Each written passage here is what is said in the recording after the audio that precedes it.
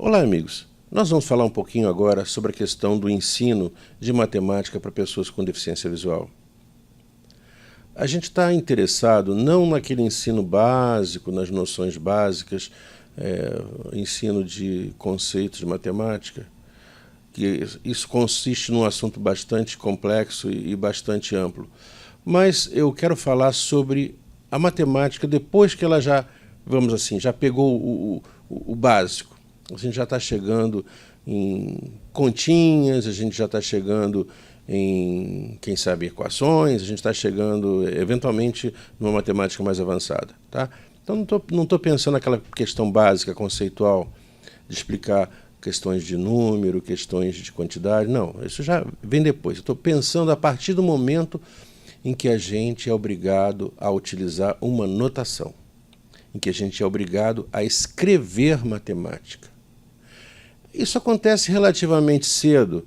A gente vai fazer, por exemplo, uma operação de somar, uma operação de dividir. Isso acontece muito cedo. A solução tradicional tem sido, até hoje, fazer com que a pessoa com deficiência visual utilize braille para fazer a escrita de matemática. Então, ela vai escrever as continhas utilizando símbolos especiais. A gente já viu isso no nosso curso anteriormente, né? Quais são as codificações utilizadas para operações aritméticas simples. Como é que é o mais, como é que é o menos, como é que é o igual, dividido, etc. Bom, à medida que o tempo vai passando, nessa parte não tem grandes problemas não, porque o texto escrito, em geral, ele é um texto plano, é um texto que é escrito numa linha só, então o consumo em braille é relativamente tranquilo. Para as pessoas de baixa visão, também não é especialmente difícil, vai escrever em letras maiores ou vai usar o computador. O computador, para ler as frases de matemática mais simples, ele não tem um grande problema. Talvez ele troque a palavra menos por hífen, né? Talvez faça algumas coisas assim, ou omita alguns símbolos, mas se a pessoa for soletrando, ela consegue entender perfeitamente o que o computador está falando. Bom, qual é o problema? O problema é a matemática vai andando, os conceitos vão ficando mais complicados e a notação também. A notação da matemática ela deixa de ser linear e passa a ser uma notação diferenciada, provavelmente em duas dimensões. Por exemplo, A2, A elevado a 2, então esse 2 não está na mesma linha do que o A, né? Mais raiz quadrada de não sei o que. Aí, bom, primeira coisa, a matemática ela foi feita para ser lida, a escrita matemática. Ela foi feita para ser lida provavelmente com os olhos. Ela foi bolada para ser lida com os olhos porque ela tem representação bastante complexa. Tem elementos que sobem, que descem, que ficam embaixo, que ficam em cima. E quando você vai transcrever isso para ser falado, a coisa fica complicada. Então você vai escrever, por exemplo, A sobre B mais C sobre D. Olha como isso é ambíguo. A sobre B mais C sobre D. Você pensa assim, A em cima, um tracinho B embaixo, mais C em cima, um tracinho D embaixo. Né? Poderia pensar assim, mas poderia ser não, poderia ser outra coisa. Poderia ser, olha, eu vou botar uma vírgula no meio dessa frase. A mais B, aí você já pensou, na sua cabeça já botou lá o A mais B. Né? Agora, se eu botar A sobre B, você já pensou um em cima, outro embaixo. Né? Então, essa é a forma natural. Mas se eu colocar assim, nessa forma de A sobre B mais C sobre D, se eu colocar assim, A sobre B mais C sobre D. Já mudou. A sobre. Aí você na sua cabeça, A sobre. Então já passou um traço. Botou A em cima e os B mais C. Já botou o B mais C embaixo. Sobre D. O que é sobre D? É tudo isso ou é só o C sobre D? Então, repara que essa ambiguidade torna complicado você utilizar o computador para ler as fórmulas matemáticas. E a fórmula matemática pode ficar tão grande, tão complicada, que você tem que realmente ter tempo para absorver o que está escrito ali. Então, dessa maneira, a gente pode dizer o seguinte: olha, Braille é muito legal. Braille, você vai ter tempo de escrever a fórmula, você vai ter tempo de consumir a fórmula direitinho, mas aqui nós temos alguns problemas. Tá certo, o Braille vai produzir uma fórmula muito legal, muito bem feita, muito perfeita. Essas questões de, isso aqui vem primeiro, isso vem depois, é em cima, é embaixo, você vai colocar parênteses auxiliares e aquilo ali vai tirar totalmente a ambiguidade daquilo que você está querendo. Mas, de qualquer maneira, a fala vai ficar mais complicada, né? Você lê aquilo ali. E o grande problema não é nada disso. Sabe qual é o grande problema? É que o professor, aquele que vai ensinar matemática, não aquele professor do nível bem baixinho da matemática, mas aquele que vai ensinar, por exemplo, equações, não tem a menor ideia do que é Braille. Não tem a menor ideia como é que se escreve aquilo que ele está querendo passar em Braille. Então, a gente passou e passa na universidade e no nível médio por um problema danado quando você quer ensinar matemática para pessoas cegas, porque você tem que simplificar, você tem que adaptar exageradamente e você não consegue, na verdade,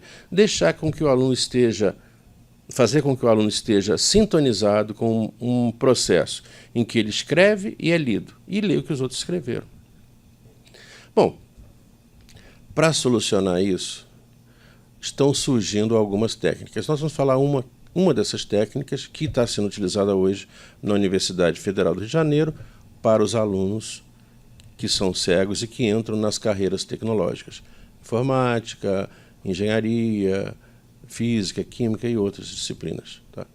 É um processo que foi inventado há razoavelmente bastante tempo, mas que nunca tinha sido realmente utilizado. E agora ela passou a ser utilizada, essa técnica passou a ser utilizada exatamente porque há ferramentas computacionais que permitem que isso seja fácil de ser representado. Vamos então, o primeiro problema. A pessoa cega quer escrever um texto, quer entregar para o professor e o professor conseguir ler aquilo que o aluno deseja.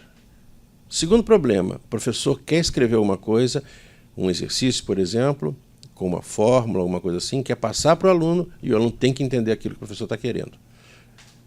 Então, essa forma de comunicação é uma forma de escrita que a gente pode adotar várias convenções, né? Pode, por exemplo, utilizar uma convenção chamada LaTeX, ou LaTeX, que o pessoal muitas vezes chama de LaTeX, que é uma forma computacional, que se escreve as fórmulas e aquilo ali é preparado para impressão. Só que é difícil uma pessoa com deficiência visual ler fluentemente aquilo. Então, nós escolhemos, aqui na Universidade Federal do Rio de Janeiro, uma forma mais fácil, que a gente chamou de ASCII-MAT.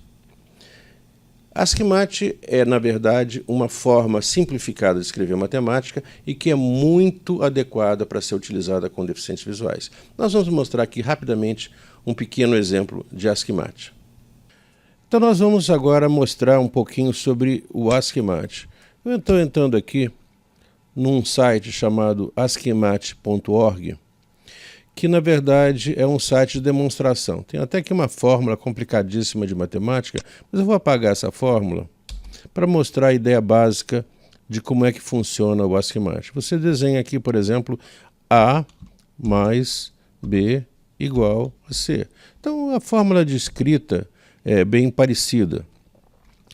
Agora, se eu quiser escrever A elevado ao quadrado, se eu quiser escrever alguma coisa elevada ao quadrado, eu coloco um chapeuzinho e coloco o número 2. E aí, quando a fórmula for renderizada, tá? Quer dizer, quando ela for desenhada, ela vai aparecer com esse 2zinho aqui em cima. E se eu quiser colocar isso aqui dividido por 2, eu coloco aqui, dividido por 2 aqui à esquerda, né? Repara que aí a forma escrita passou a ser bidimensional. Mas se eu tentar ler isso aqui com o leitor de telas, ele vai dizer chapeuzinho 2 dividido por 2 mais B igual a C. Até dá para entender porque esse chapeuzinho aqui, ele vai ser, digamos assim, facilmente interpretado. Para formas básicas, né, um leitor de telas daria conta perfeitamente. Mas a gente vai ver que há formas mais eficientes de produzir uma saída, que é o que a gente chama de sonoramática. Mas vamos abdicar disso aqui por um momentinho para a gente conhecer algumas outras facilidades. Vou apagar essa fórmula aqui.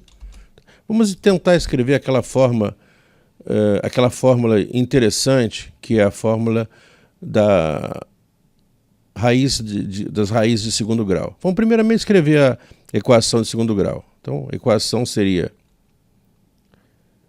AX, chapeuzinho 2, quer dizer, AX elevado ao quadrado, está aqui, ó, AX elevado ao quadrado, mais BX mais C igual a zero. Igual a zero. Então, está aqui a forma. Agora, vamos botar as raízes dessa equação. Deixa eu apagar isso aqui. Porque esse programa aqui é um programa de teste, só para você brincar um pouquinho. Vou botar o delta, né?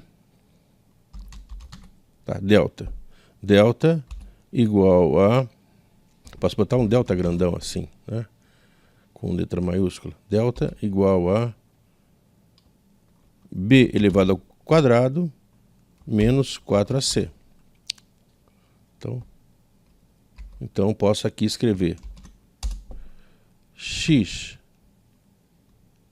é igual a menos B mais ou menos raiz quadrada. Como é que se escreve raiz quadrada? Raiz quadrada em inglês, SQRT, square root, SQRT. Raiz quadrada, vou ter que abrir um parênteses aqui, B ao quadrado menos 4AC. Poderia ter escrito também aqui delta, né? Poderia botar delta aqui. Vou botar o B2 menos 4AC, mesmo, que foi mais bonitinho. Tudo isso sobre 2A. Opa, tem um erro aqui.